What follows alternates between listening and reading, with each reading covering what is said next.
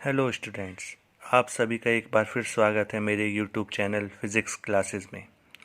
और आज हम बात करेंगे 11th क्लास के टॉपिक की। और 11th क्लास में आज हम पढ़ेंगे ऑर्डर ऑफ मैग्नीट्यूड के बारे में।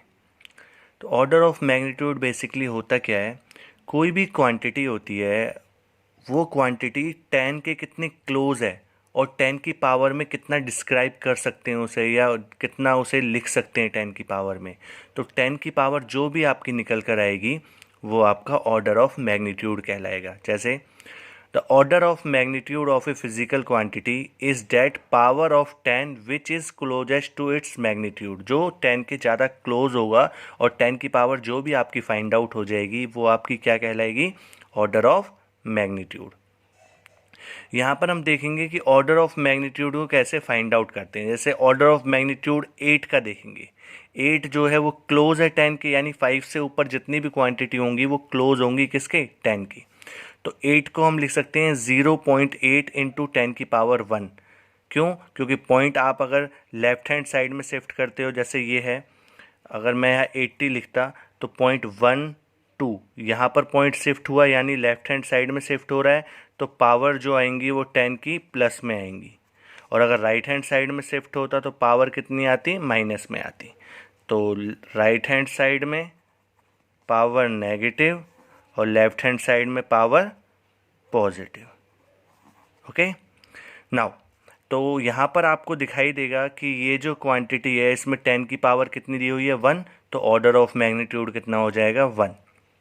नाउ 49 को आप सभी बच्चे सोच रहे होंगे मैंने 4.9 लिखा है, इनटू में 10 की पावर 1। 0.49 क्यों नहीं लिखा, 10 की पावर 2 हो जाता। ये इसलिए नहीं लिखा क्योंकि अगर मैं ये जो 4.9 है ये 5 से कम क्वांटिटी है, और 5 से कम क्वांटिटी को हम कभी भी कंसीडर पूरी तरीके से पावर में नहीं कर सकते। हमेशा 0.49 कर दिया। अगर 0.51 होता, क्योंकि यहाँ पर अगर 51 होता तो ये 5 से बड़ा होता, तो हम पॉइंट यहाँ लगा सकते थे।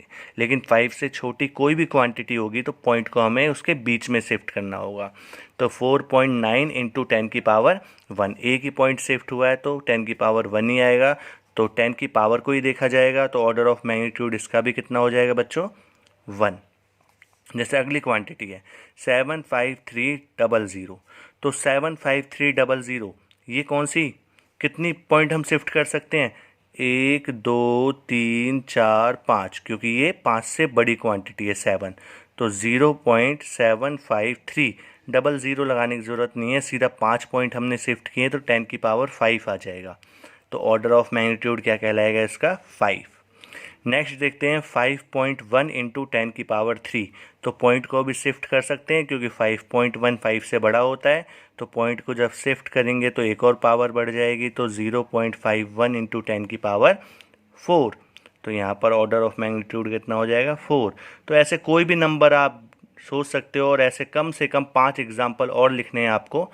तो अपने दिमाग से लिखने हैं और आपको देखना है कि आपने सही लिखा है या नहीं। और आप मेरे पर्सनल नंबर पर शेयर करेंगे कि सर ये ऑर्डर ऑफ मैग्नीट्यूड राइट है और रॉन्ग है। ओके स्टूडेंट, नाउ अब हम देखेंगे कि method of measurement of length. Length को मेज़र करने के कौन कौन से मेथड होते हैं। तो बच्चों आप सभी जानते हो लेंथ होती क्या है। लेंथ दो पॉइंट्स के बीच का डिफरेंस भी हो सकता है, लेंथ आपकी हाइट भी हो सकती है, लेंथ आप किसी भी एक पर्टिकुलर ऑब्जेक्ट को लेकर उसकी लंबाई को नाप रहे हो या उसके पॉइंट्स की दूरी को नाप रहे हो, वो भी आपकी लेंथ होती है। तो लेंथ को मेज़र करने के यहाँ पर दो मेथड रखे गए हैं, डायरेक्ट मेथड और इनडायरेक्ट मेथड। थोड़ा सा मैं अभी यहीं पे आपको बता देता हूँ डायरेक्ट मेथड और इनडायरेक्ट मेथड में डिफरेंस क्या होता है। डायरेक्ट मेथड मतलब आपने एक स्केल लिया और स्केल से किसी चीज़ की हाइट को नाप दिया या उसकी लेंथ को नाप दिया या उसकी लेंथ को मेज़र कर लिया, तो वो आपका डायरेक्ट मेथड हो जाएगा। जैसे आप अपनी हाइट को मेज़र करते हो, हाइट को मेज़र करते हो ना, जैसे 5 फुट 2 इंचेस, तो ये आपका डायरेक्ट मेथड है क्योंकि आपने स्केल लिया और आपने मेज़र कर लिया।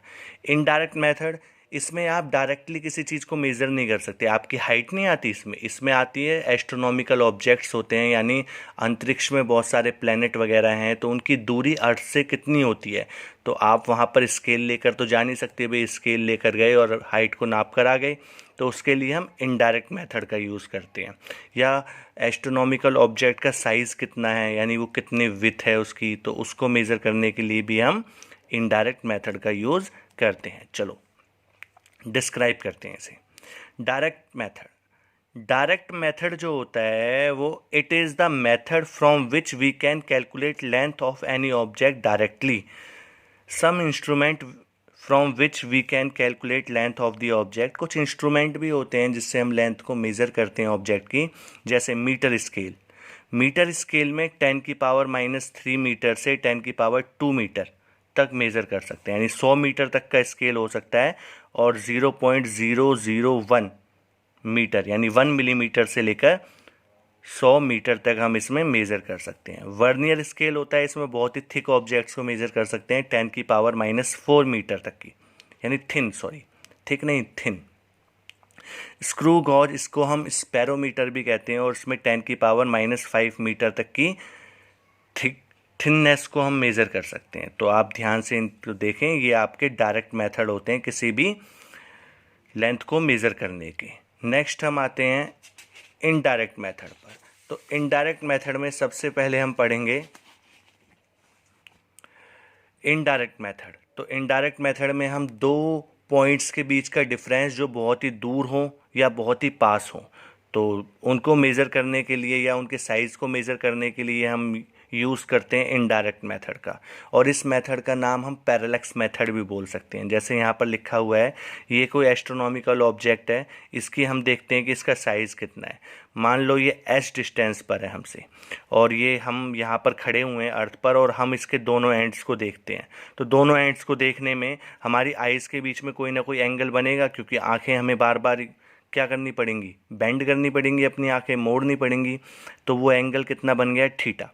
और थीटा एंगल बन गया, तो थीटा बराबर होता है आर्क मतलब ये पूरा AB अपॉन में रेडियस मीन्स ये जो आप कितने डिस्टेंस पर है ये, तो ये आर्क की रेडियस यही तो होगी, क्योंकि ये आर्क कंप्लीट सर्कल इस तरीके से बनाएगी, तो उसकी रेडियस क्या होगी, ये S। तो आर्क अपॉन में रेडियस, आर्क AB है और रेडियस S है। AB को हमने क्या बोला हुआ है, B, तो S इक्वल्स टू आ जाएगा B अपॉन में थीटा। तो B की वैल्यू क्या आ जाएगी, क्योंकि हम साइज़ मेज़र कर रहे हैं, तो B इक्वल आ जाएगा थीटा इंटू में S। नाउ नेक्स्ट टॉपिक, यानी इसी पर आते हैं। अगर हमें किसी भी ऑब्जेक्ट का डिस्टेंस पता करना है, तो डिस्टेंस पता करने के लिए आप देखो ध्यान से, हमने दो पॉइंट कंसीडर कर लिए अर्थ पर, यहाँ पर और यहाँ पर। दोनों पॉइंट से हम उस ऑब्जेक्ट को देख रहे हैं, उस प्लेनेट को देख रहे हैं। तो प्लेनेट के साथ हम जो हमारा जो एंगल बनता है देखने का, यहाँ पर φ1 बनता है, और दूसरी तरफ से देख रहे हैं तो φ2 बनता है। तो आपने पढ़ा होगा ये जो अल्टरनेट एंगल होते हैं ये कैसे होते हैं, इक्वल। तो ये φ1 है तो ये भी φ1 हो जाएगा। एकांतर कोण, ध्यान रखना, अल्टरनेट एंगल मीन्स एकांतर कोण। अगर ये φ1 है तो ये भी φ1 हो जाएगा, और ये φ2 है तो ये भी φ2 हो जाएगा। तो यहाँ पर देखें तो वही वाला फार्मूला, थीटा इक्वल्स टू क्या होगा, यानी कंप्लीट एंगल इक्वल्स टू क्या होगा, आर्क मतलब ये AB अपॉन में डिस्टेंस या रेडियस को हमने क्या बोल दिया, S, यानी इस रेडियस को भी हम क्या कंसीडर करके चल रहे हैं बेटा, S। तो B अपॉन में S, तो S की वैल्यू क्या हो जाएगी, B अपॉन में थीटा। S की वैल्यू क्या हो जाएगी, B, क्योंकि S इधर जाएगा मल्टीप्लाई में और थीटा डिवाइड में आ जाएगा, तो B अपॉन में थीटा। और थीटा यहाँ पर किसके बराबर है, φ1 प्लस φ2 के। तो ये आपके दो फार्मूले फाइंड आउट हुए, ध्यान से देखो इसे। और आज के लिए इतना ही काफ़ी है, आप इसे अच्छी तरीके से करें। और आज मैं कुछ आपको NCERT के क्वेश्चंस का सॉल्यूशन भेजूंगा, आप उन्हें भी करें, और वो समझाए जाएंगे जब आपके अगले लेक्चर्स होंगे। तो ध्यान से इसे करें। Thank you student.